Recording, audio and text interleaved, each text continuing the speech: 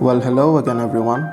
Myself, Utpal Shashankar Boro, a student of Lakhimpur College of Veterinary Science, shall be discussing today on the topic anaphylaxis, prepared by my colleagues Roopshri Bora, Shahru Zaman Laskar, Shahnaz Akhtar Begum Laskar, and Sudipta Nath. Now, before we proceed further, this is a disclaimer that this presentation has been prepared to the best of the abilities by the undergrad students of Lakhimpur College of Veterinary Science to provide as much as accurate information as possible. We, however, do not encourage people to use this information provided in the presentation for scientific work without any cross-verification of the data. This is strictly for educational purpose and not for commercial use. Further, the information in this presentation should not be used for the treatment without consulting a registered practitioner. With that being said, let's move forward. Now here are the contents of today's presentation. We shall start with introduction to anaphylaxis, then coming on to its etiology and classification of anaphylaxis, then classification of hypersensitivity, coming on to clinical findings, diagnosis, symptoms, and lastly treatment.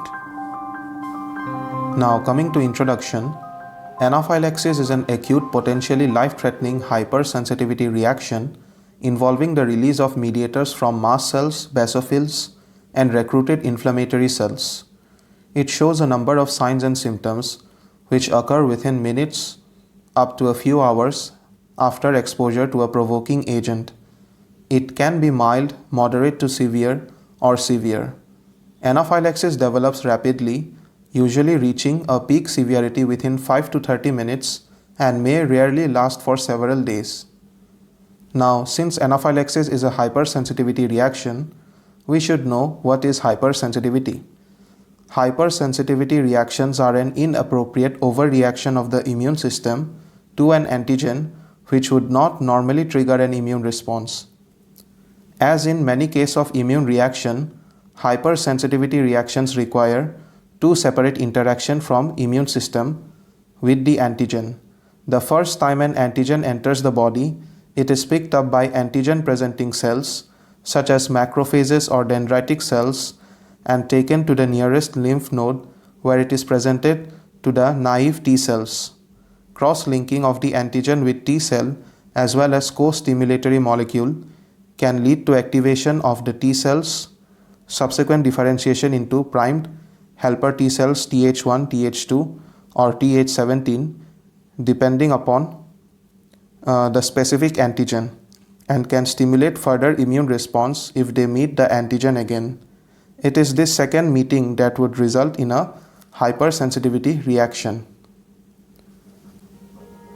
Now coming on to history, the term anaphylaxis was coined by Charles Richet and Paul Portier when they tried to immunize dogs with actinia extracts, but after a repeated injection of a small amount of toxin, the dog died within 25 minutes.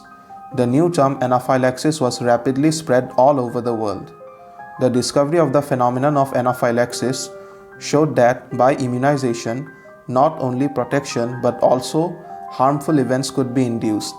For this discovery, Richet received the Nobel Prize in 1913, but he still believed that the condition of anaphylaxis was a lack of protection to the poisonous effect of the substance. Already earlier, similar clinical phenomenon had been observed, but not well described.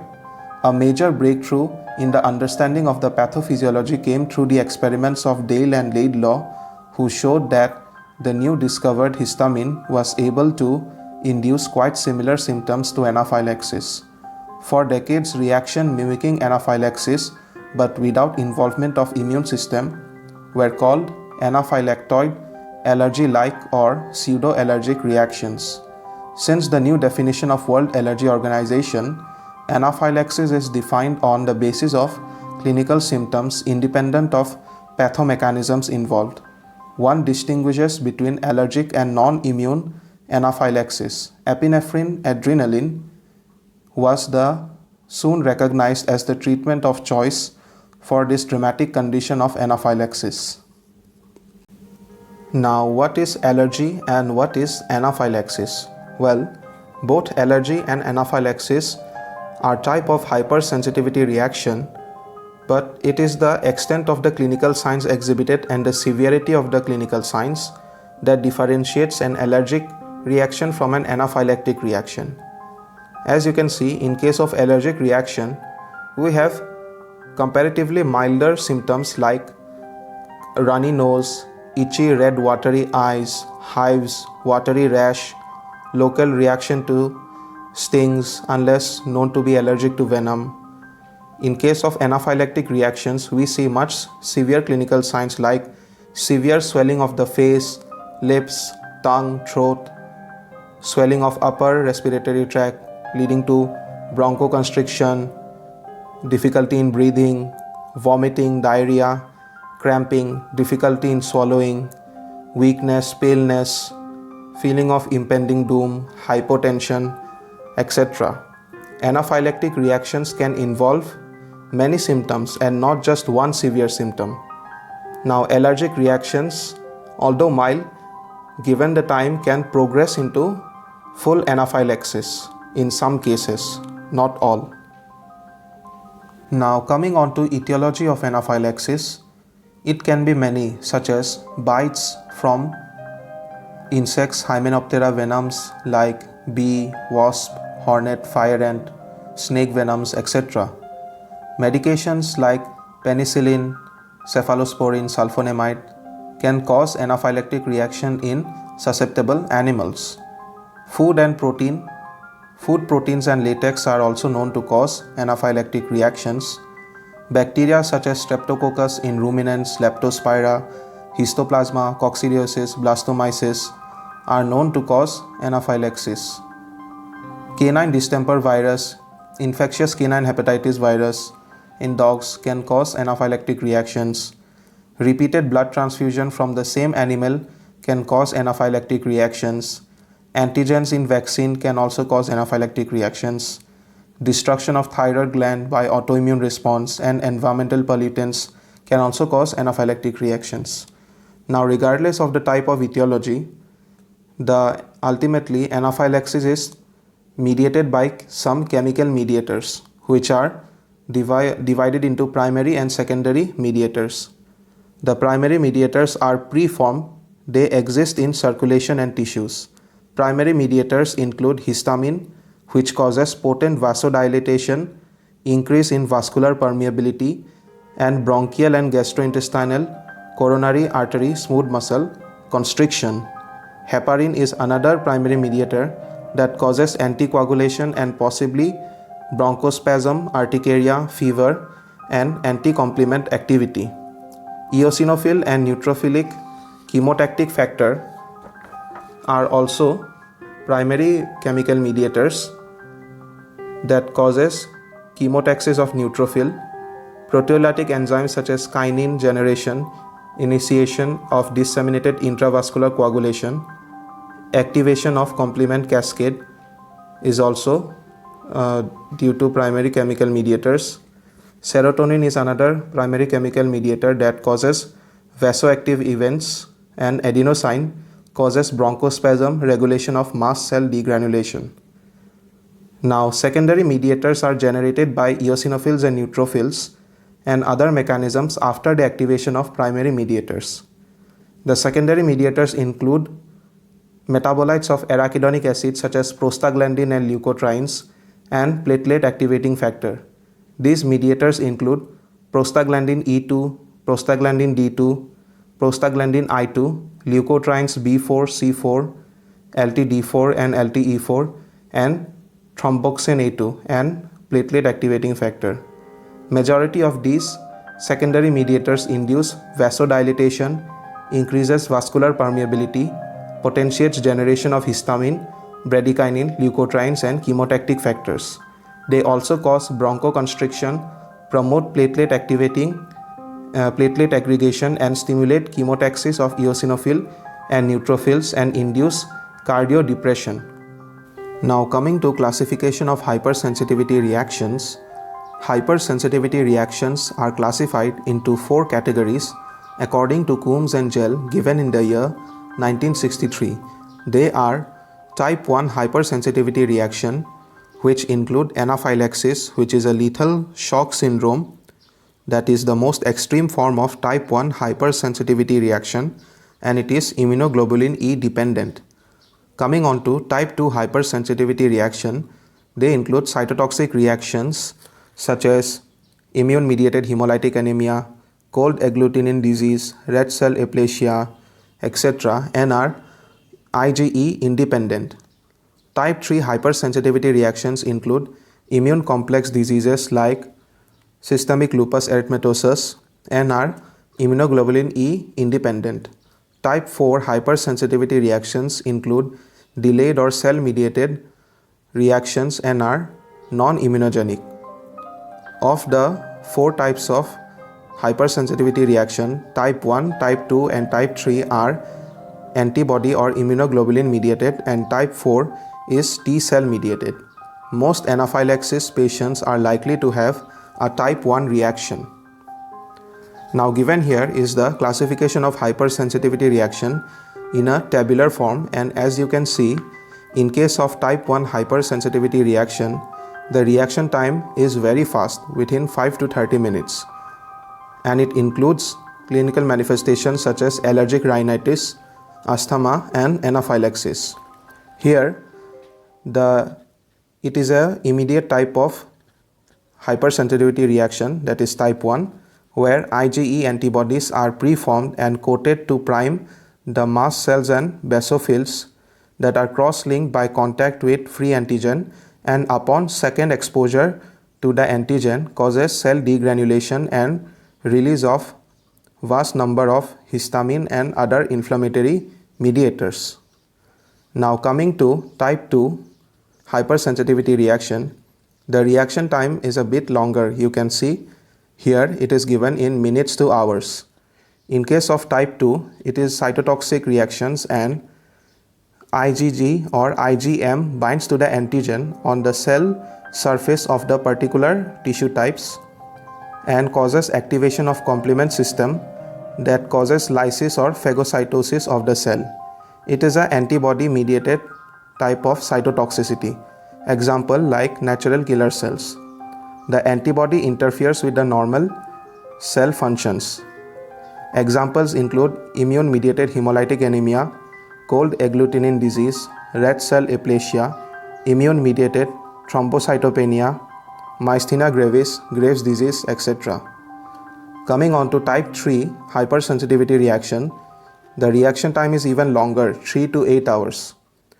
And its pathophysiology is that it is IgG or IgM mediated that binds to antigen in the circulation, and the immune complex formation results and there is deposition of it, that is the immune complex formation is insoluble and it is deposited in particular tissue, which results in activation of complement system and attracts the neutrophilic lysis or phagocytosis of the cells and destruction of the basement membrane. The effector mechanism is there is tissue damage induced by immune complexes. Examples include rheumatoid arthritis, serum sickness, systemic lupus erythematosus, that is SLE. Coming on to type 4 hypersensitivity reaction, they are mediated by T cells and cell mediated hypersensitivity. There is contact with pre-sensitized T lymphocyte, and the pre-sensitized CD4 plus T cell recognize antigen on the antigen presenting cell that releases cytokine. The pre-sensitized CD8 plus T cell recognizes antigen on somatic cells and result in cell mediated cytotoxicity. It includes examples of contact dermatitis, graft rejection, chronic asthma, etc. Now coming on to type 1 hypersensitivity reaction, type 1 hypersensitivity reactions occur when allergens cross-link IgE molecules that are bound to the receptors on the mast cells and basophils and trigger degranulation. Clinical signs of type 1 hypersensitivity responses that occur after vaccine administration include facial and periorbital edema, urticaria, cutaneous hyperemia, generalized pruritus, salivation, hypotensive shock, tachypnea, vomiting, diarrhea, collapse, and even death. Vomiting and respiratory distress are common in cats. These signs generally occur within 24 hours of vaccine administration. Anaphylaxis usually begins within minutes. Examples of type 1 hypersensitivity include anaphylactic shock, urticarial reactions such as hives or angioedematous plaques, milk allergy, allergic rhinitis, chronic allergic bronchitis, and atopic dermatitis. Let's go through them one by one. Now, according to Merck's Veterinary Manual, anaphylactic shock is a systemic anaphylaxis or generalized anaphylactic reaction. The anaphylactic shock occurs in sensitized animals within seconds to minutes after exposure to the allergen.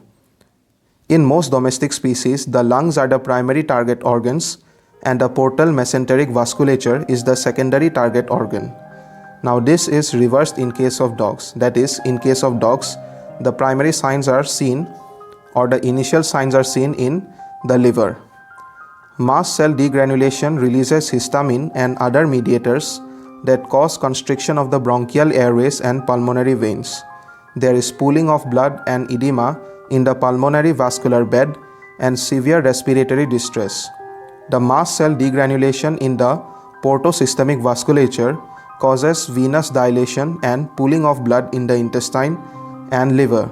Clinical signs that are seen in case of generalized systemic anaphylaxis or anaphylactic shock include restlessness and excitement, pruritus around the head, that is itching, or the site of exposure, that is pruritus around the head or site of exposure, facial edema, salivation, lacrimation, vomiting, abdominal pain, diarrhea, dyspnea, difficulty in breathing, cyanosis, shock, incoordination, collapse, convulsion, and ultimately death. In case of dogs, the major organ affected by anaphylactic shock is the liver, and the signs are associated with constriction of hepatic veins, resulting in portal hypertension and visceral pooling of blood. Gastrointestinal signs rather than respiratory signs are more apt to be seen in case of dogs. Immediate treatment, in addition to treating respiratory distress, consists of systemic administration of epinephrine. Additional treatments include intravenous fluid to control the shock and corticosteroids if needed. Ancillary support of blood pressure and respiration may also be necessary. Now, coming to urticarial reactions like hives and angioedematous plaques.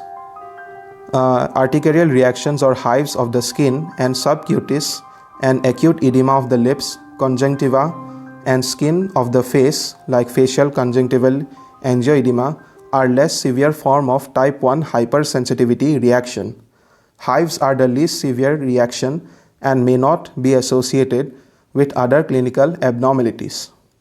Facioconjunctival edema is more severe and can be associated with mild to moderate severe systemic anaphylaxis. Urticarial reactions and facial conjunctival edema occur in most species and usually resolve spontaneously within 24 hours. Not all urticarial reactions are mediated by type 1 hypersensitivity reactions. Now, coming to allergic rhinitis. Allergic rhinitis is a localized allergic reaction mediated by type 1 hypersensitivity and manifests by serous nasal discharge and sneezing, and is less common in domestic animals than those in people. Often it is seasonal, correlating with pollen exposure. Coming on to atopic dermatitis.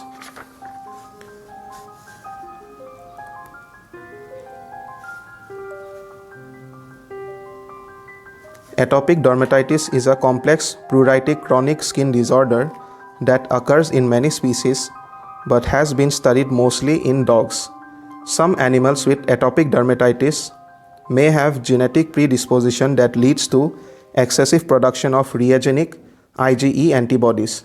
It is estimated that around approximately 10% of all dogs suffer from atopy with a breed predisposition in terriers, Dalmatians, and retrievers. There is an increasing evidence that dogs with atopic dermatitis have a skin barrier defect and that most allergens enter through the skin. Atopic dogs often chew at their feet and axillae. Excessive sweating is especially noticeable in hairless areas. The severity of the skin lesion are greatly increased by licking, scratching, flea infestation, etc. Atopic skin lesions in cats are either miliary, that is small scabs and widespread, or are larger and more localized. Localized lesions are often pruritic. Now coming on to chronic allergic bronchitis. Chronic allergic bronchitis is seen in dogs, and it has been diagnosed in dogs. A dry, harsh, hacking cough is easily precipitated by exertion or by pressure on the trachea. It is a characteristic clinical sign of chronic allergic bronchitis. Now, as you can see, given here is a picture showing the type 1 hypersensitivity reaction mechanism. As you can see, in case of type 1 hypersensitivity reaction, the mast cell activation is induced by secretion of IgE antibodies. Initial exposure to the antigen causes the priming of helper T cells, that is Th2 cell, and their release of interleukin 4 causes the B cells to switch their production from IgM to IgE antibodies, which are antigen specific. The IgE antibodies bind to mast cells and basophils, sensitizing them to antigen.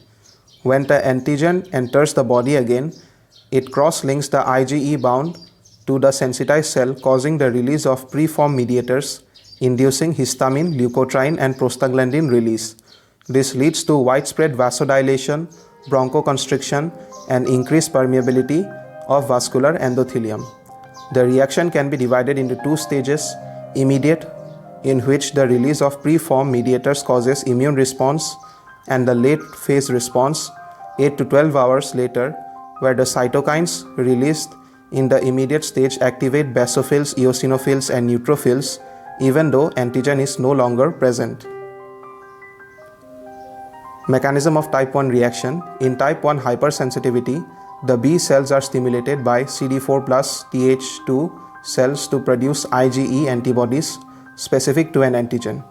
During sensitization, the IgE antibodies bind to the Fc epsilon R1 receptor on the surface of the tissue, mast cells, and blood basophils.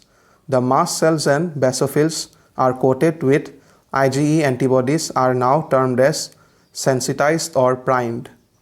Later exposure to the same allergen cross-links the bound IgE on the sensitized cells, that is the sensitized mast cells and basophils, resulting in anaphylactic degranulation, which is the immediate and explosive release of pharmacologically active preformed mediators from the storage granules and co-current synthesis of inflammatory mediator, lipid mediators from arachidonic acid, and some of these mediators include histamine, leukotriene, LTC4, LTD4, LTB4, and prostaglandin, which act upon proteins, example G protein coupled receptors, located on the surrounding tissues. The principal effect of these products are vasodilation and smooth muscle contraction. Now coming on to type 2 hypersensitivity reaction. Type 2 hypersensitivity reaction involve antibody-mediated destruction of cells. This type is best exemplified by blood transfusion reaction, in which the host antibodies react with foreign antigens of the incompatible transfused blood cells and mediate destruction of these cells. It results when immunoglobulin G or immunoglobulin M binds to the cell surface antigen, activating the complement system and binding the Fc receptor on T cell, promoting antigen-dependent cytotoxicity. Both processes result in the lysis of antibody-coated cells. It is produced by mismatched blood types which destroy the foreign RBC by complement-mediated lysis triggered by immunoglobulin G. Examples of this include immune-mediated hemolytic anemia, cold agglutinin disease, red cell aplasia, immune-mediated thrombocytopenia, pemphigus foliaceus, pemphigus vulgaris, and myasthenia gravis. Coming on to immune-mediated hemolytic anemia, IMHA, there is production of autoantibodies against erythrocytes that mediate RBC destruction, resulting in severe life-threatening anemia. Immune-mediated hemolytic anemia occurs in several clinical forms: per-acute, acute, subacute, and chronic form, and the animals respond well to glucocorticoid therapy. If a favorable response is not seen within 7 to 10 days, cytotoxic drugs such as cyclophosphamide or azathioprine should be added to the regime. Coming on to cold agglutinin disease, it is an IMHA of dogs and horses. Its causes are usually unknown, but it may be secondary to infection of other autoimmune diseases or neoplasia. IgM and autoantibodies can be agglutinating or non-agglutinating. Complete agglutination does not occur at body temperature, but when the body is chilled and hence the blood is chilled, more frequent in colder climates and season, causes cold agglutination. Initial signs may be of a hemolytic disease. In agglutinating type, the vascular blockage may lead to necrosis of the nose, tips of the ears and tails, digit, scrotum and prepuce. Diagnosis is based on a reversible autoagglutination that occurs only at 4 degrees Celsius. Coming to red cell aplasia, it is most commonly found in dogs.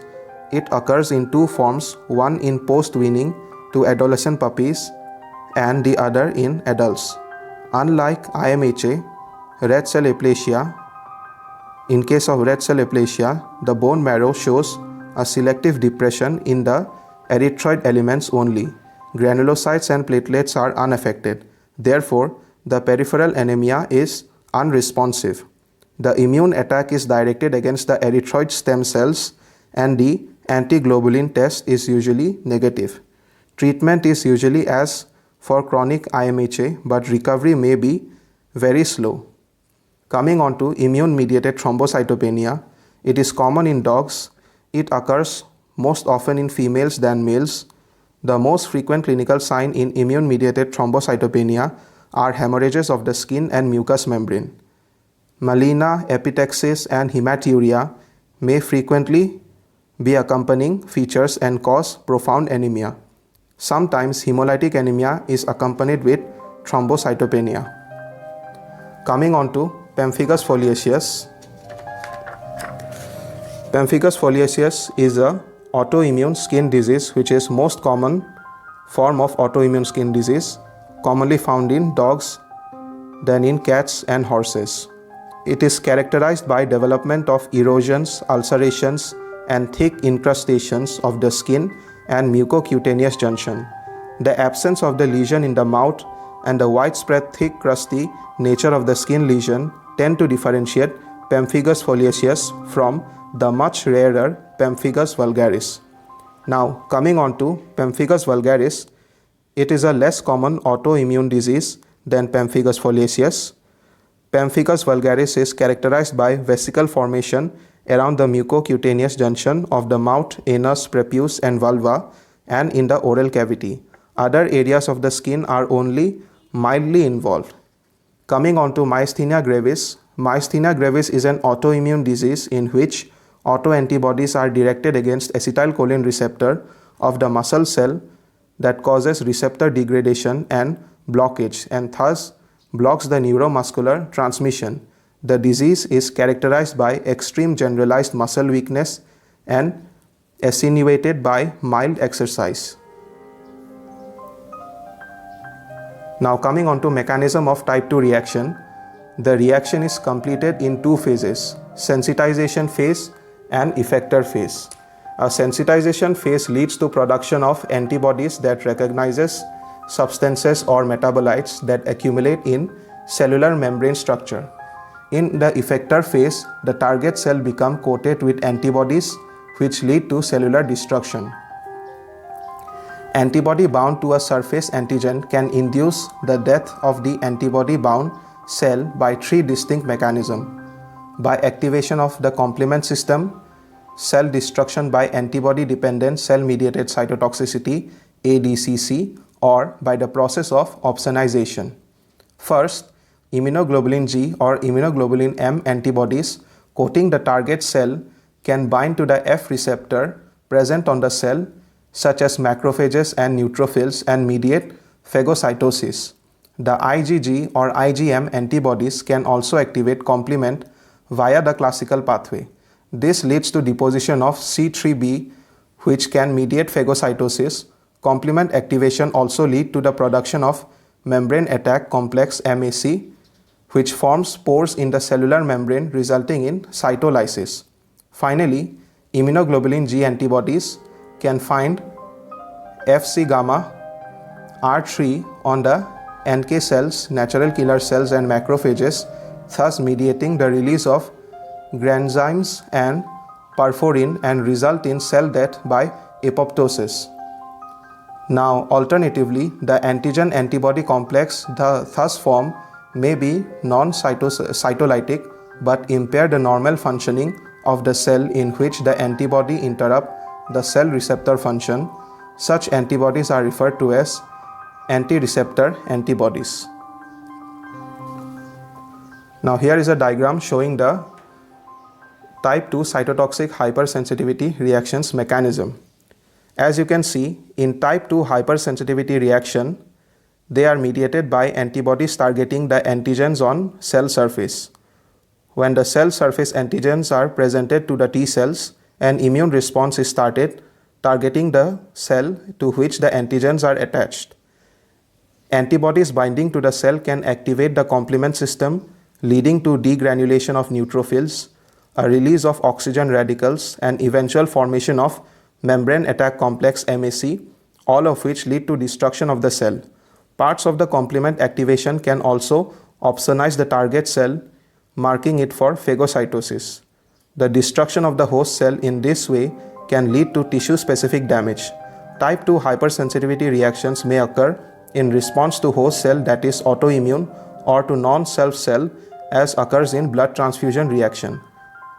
Type 2 hypersensitivity reaction is distinguished from type 3 by the location of the antigen. In type 2 hypersensitivity reactions, the antigens are cell-bound, whereas in type 3, the antigens are soluble. Coming on to type 3 hypersensitivity reaction, in type 3 hypersensitivity reaction, immunoglobulin G antibodies bind to antigens in the circulation, and immune complex formation and deposition in particular tissue. Deposits in tissue activate the complement system and attracts the neutrophils, and neutrophilic lysis or phagocytosis of the cell develops. Example of type 3 hypersensitivity reaction are hypersensitivity pneumonitis, systemic lupus erythematosus, vasculitis, periarthritis, purpura hemorrhagica, and anterior uveitis. Now coming to hypersensitivity pneumonitis.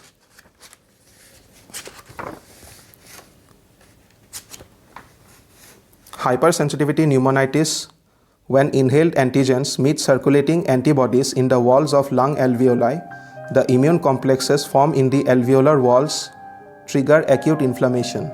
Hypersensitivity pneumonitis is most common in large animals exposed over a long period of time to antigenic dust. The most potent antigens of this type are those contained in the spores of thermophilic actinomycetes from moldy hay. Inhalation of these spores causes farmers' lungs disease in human and a similar condition in cattle. Hypersensitivity pneumonitis is characterized by the onset of respiratory distress 4 to 6 hours after exposure to moldy hay. The most effective treatment is the removal of the source of the antigen, otherwise corticosteroid therapy may be of help. Coming on to systemic lupus erythematosus (SLE), it is a complex autoimmune disease in dogs, rarely in cats, and has been reported in large animals. It has two consistent immunologic features: the immune complex disease and a tendency to produce multiple autoantibodies. Clinically, it reflects the combination of type 2 and type 3 mechanisms. Antibodies to nucleic acid, called anti-nuclear antibodies or ANA, are the diagnostic hallmark of SLE, but in many individuals, antibodies to RBC, platelet, lymphocyte clotting factors are also present. Immune complex deposition around the small blood vessels may lead to synovitis, in case of SLE, dermal reactions, myositis, meningitis, glomerulonephritis, pleuritis. Glomerulonephritis is one of the major life-threatening complications of systemic lupus erythematosus in cats. Autoimmune hemolytic anemia or thrombocytopenia are common presentations of SLE in animals. SLE is characterized by presence of anti-nuclear antibodies, and they are treated with glucocorticoids, low doses, and if not responsive, cyclophosphamide and azathioprine are included in the treatment regime. Coming on to periarteritis. Periarteritis nodosa or nodosa is a rare disease that is seen in domestic animals caused by deposition of immune complexes and inflammation in the walls of small and medium-sized arteries. Among farm animals, it is most commonly found in pigs, usually associated with erysipelas and streptococcal infections, and is attributed to type 3 reactions to these bacteria or to their vaccines. Periarteritis nodosa has been reported in cats, although it can be mistaken for non-effusive form of feline infectious peritonitis. Coming to purpura hemorrhagica.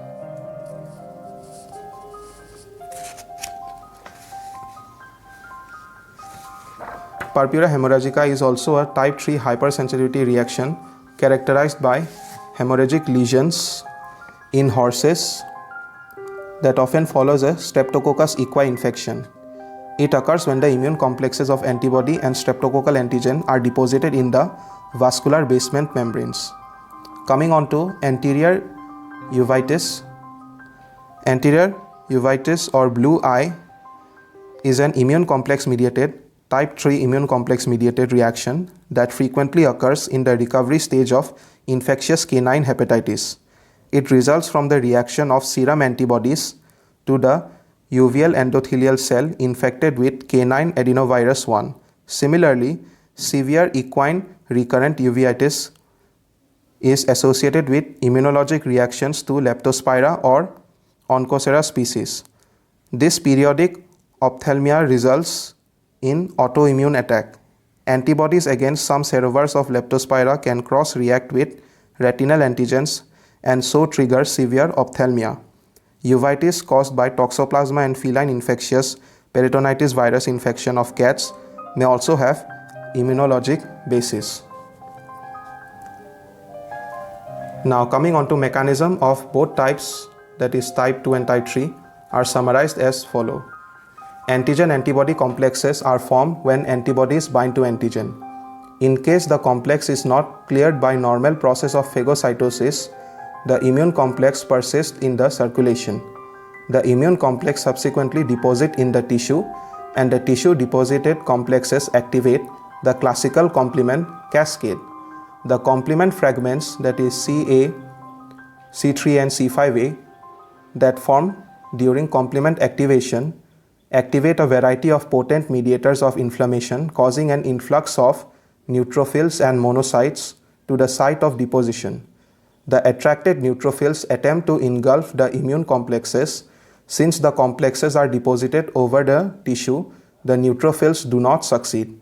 Consequently, the neutrophils release a number of substances like prostaglandin, lysosomal enzymes, and free oxygen radicals over the complex, causing damage to the tissue at the site of immune complex deposition.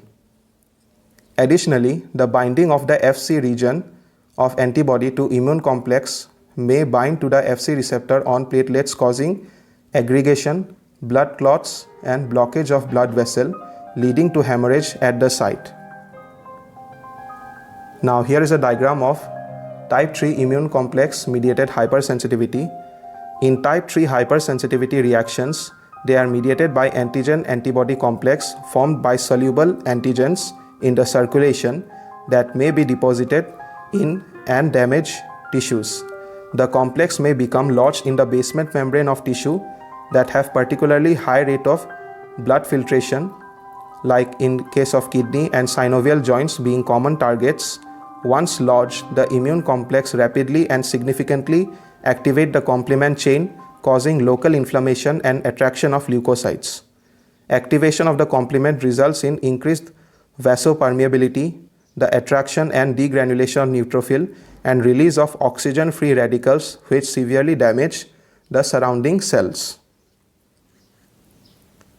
Coming on to type 4 hypersensitivity reaction, type 4 hypersensitivity is one of the delayed type of hypersensitivity that acts as the reaction takes place several days to develop. Unlike other type of reactions, it is not antibody mediated but rather it is cell mediated response, T cell mediated. This response involves the interaction of T cells, monocytes and macrophages. The reaction is caused when CD4 plus T helper cells recognize foreign antigen in a complex with the major histocompatibility complex MHC class II on the surface of antigen presenting cells. These can be macrophages that secrete interleukin 12 which stimulate the proliferation of further CD4 plus T1 cell. The CD4 plus T cells secrete interleukin 2 and interferon gamma, inducing further release of other T1 cytokines, thus mediating the immune response. Activated CD8 plus T cell destroy the target cell upon contact, whereas activated macrophages produce hydrolytic enzyme and on presentation with certain intracellular pathogens transform into multinucleated giant cells. The overreaction of the helper T cells and overproduction of cytokine damage tissue cause inflammation and cell death. The type 4 hypersensitivity is usually resolved by topical corticosteroids and trigger avoidance. Examples include granulomatous reaction, lymphocytic choriomeningitis, old dog encephalitis, cell-mediated immune response, autoimmune thyroiditis, autoimmune adrenalitis, keratitis sicca. Mechanism of type 4 reaction. In type 4 hypersensitivity reaction, a subpopulation of CD4 T helper cells, Th1 cells, encounter certain type of antigen. They produce cytokines which induce a localized inflammatory reaction mediated by non-specific inflammatory cell, most prominently macrophages. The antigens involved may be either intracellular pathogens such as Mycobacterium tuberculosis, Listeria monocytogenes, Histoplasma capsulatum, herpes simplex virus, etc., or contact antigens such as nickel sol, poison ivy, etc. The reaction is accomplished in two phases, the initial sensitization phase and later effective or effector phase. Now coming on to granulomatous reactions. Granulomatous reactions are T cell mediated granulomatous reaction that may also occur around persistent infectious foci. These reactions to microorganisms such as Mycobacteria, coccidiosis, blastomyces, histoplasma, and possibly feline infectious peritonitis virus may be a result of chronic cell-mediated immune reaction and localized macrophages activation. Although cell-mediated immunity effectively controls this type of infection in most animals, for poorly understood reason, these same mechanisms are only partially effective in others. These granulomatous reactions are characterized by development of fibrous stroma and an infiltration of macrophages, the giant cells, lymphocytes around the persistent antigen. Coming on to lymphocytic choriomeningitis. Lymphocytic choriomeningitis, a viral infection of mice, result from the destruction of virus-infected cells by T cells leading to CNS damage and choriomeningitis. Old dog encephalitis may also result from cell-mediated immune mechanism directed against the cells persistently infected with canine distemper virus. The initiating canine distemper virus infection is usually clinically inapparent and may proceed with the development of encephalitis by many years. Coming into autoimmune thyroiditis. Autoimmune thyroiditis in dogs is characterized by destruction of thyroid glands by an autoimmune process that has both humoral type 2 and cell-mediated type 4 components. It is particularly prevalent in Doberman pinschers, beagles, golden retrievers, and Akitas. Hypothyroidism may also be the sole manifestation of the disease autoimmune thyroiditis and may be a clinical or subclinical component of a broader autoimmune disorder. Coming into keratitis sicca.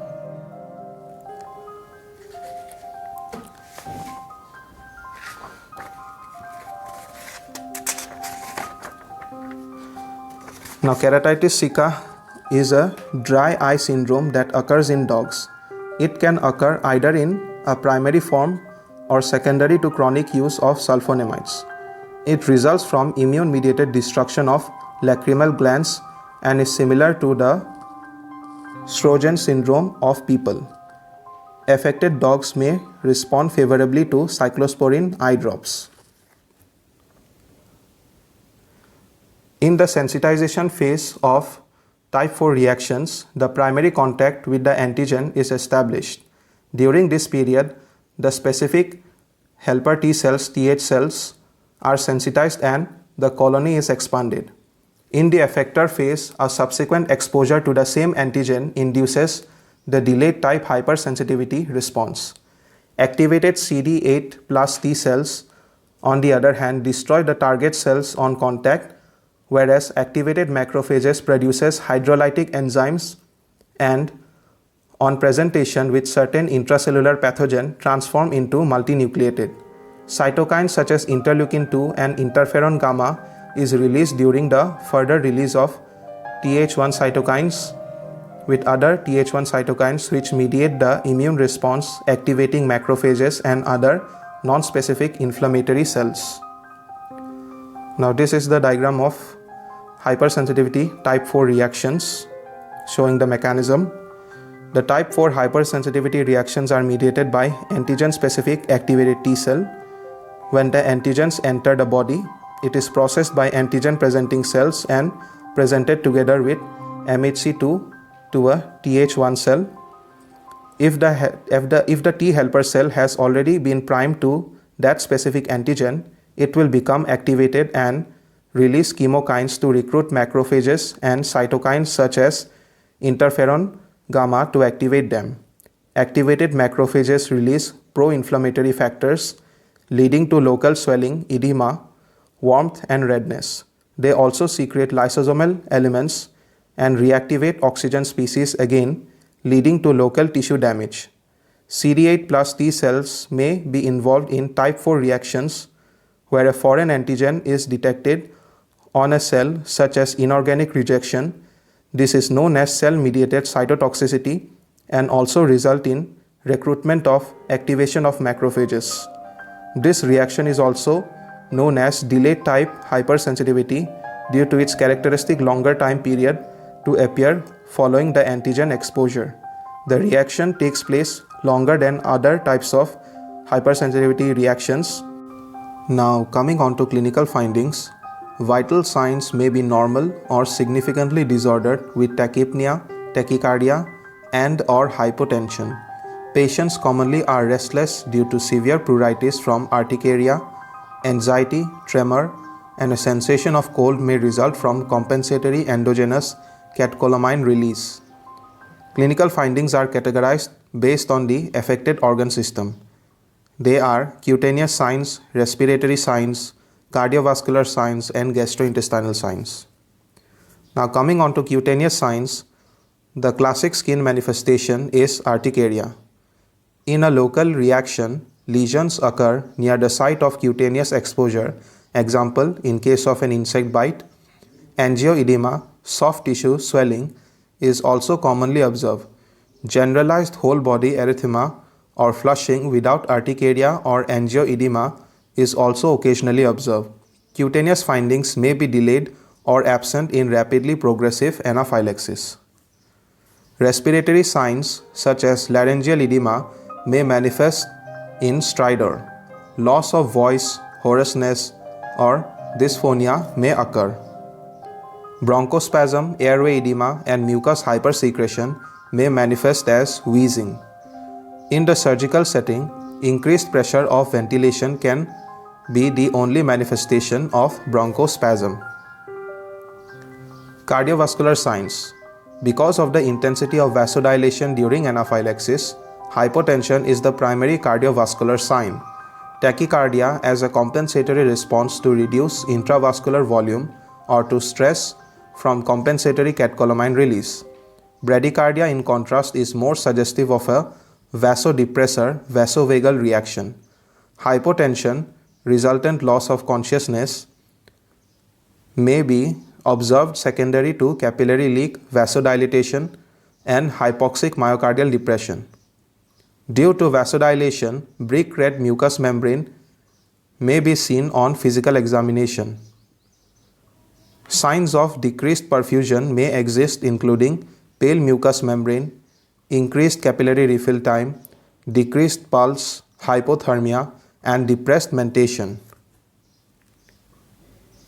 Coming on to gastrointestinal signs, vomiting, diarrhea, and abdominal distension are frequently observed, and gastrointestinal signs are more common in case of dogs. Hepatocytes are directly affected, resulting in excessive leakage of alanine aminotransferase. Coming on to diagnosis, anaphylaxis is diagnosed on the basis of clinical criteria followed by appearance of symptoms.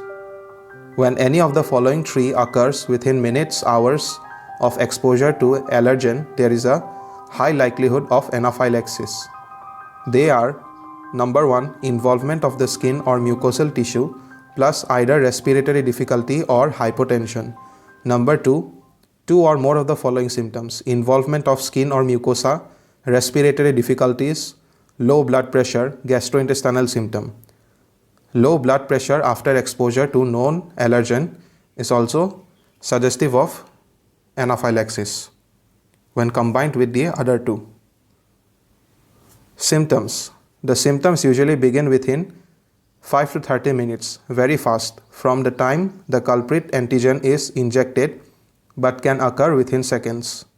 If the antigen is ingested, symptoms usually occur within minutes to 2 hours. Symptoms that typically affect are more than one part of the body may include red rash with hives and wells that is usually itchy. It is possible to have a severe allergic reaction without skin symptoms. Swollen throat or swollen areas of the body. It is possible to have a severe allergic reaction without skin symptoms. Other signs include wheezing, passing out, chest tightness, trouble in breathing, coughing, hoarse voice, trouble in swallowing, situations where vomition and diarrhea are seen, stomach cramping, pale or red mucous membrane, and pale and red color of the face and body, feeling of impending doom.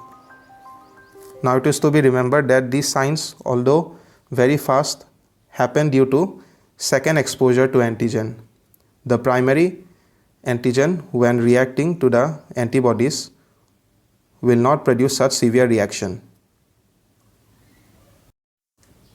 Now coming on to treatment. Treatment is entirely based upon clinical signs but should follow the guidelines for fundamental life support.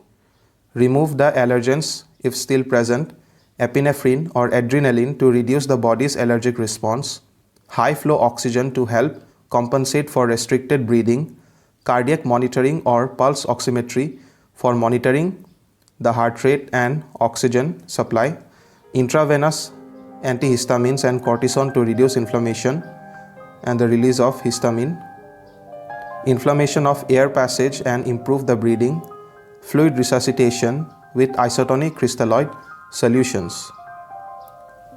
A beta agonist such as albuterol to relieve breathing symptoms, supine position. The animal should be in a supine position or position of comfort if dyspnea or vomition with legs elevated. Airway management is important. Giving ventilator support with bag, valve, mask or endotracheal intubation is very helpful in alleviating the signs of anaphylaxis. Now, drugs used in the treatment of anaphylaxis. The first drug of choice is the epinephrine at a dose rate of 0.02 to 0.04 mg per kg body weight via endotracheal tube and 0.2 to 0.5 mg total dose subcut or intramuscularly. and 0.01 to 0.1 mg per kg body weight epinephrine intravenously. Antihistamines can be given, suppose ranitidine, at the dose rate of 0.5 to 2.5 mg per kg body weight intravenous. Anticholinergics may be useful. Vasopressors like norepinephrine can be given. Glucocorticoids are helpful in the reduction of prostaglandins and hence given, such as dexamethasone is given at a dose rate of 0.1 to 0.5 mg per kg body weight intravenously, and prednisone at 0.5 to 1 mg per kg body weight per oral. Bronchodilators such as albuterol 1 to 2 puffs via inhaler is useful and can be administered up to every 15 minutes as 90 gram puff inhaler up to 3 dose. It helps in the relief of bronchoconstriction and helps in improving the air circulation to the lungs. Aminophylline can also be given at a dose rate of 5 to 10 mg per kg body weight intramuscularly or as slow IV. These were the reference of the presentation, and that's it. Hope it was informative. Thank you.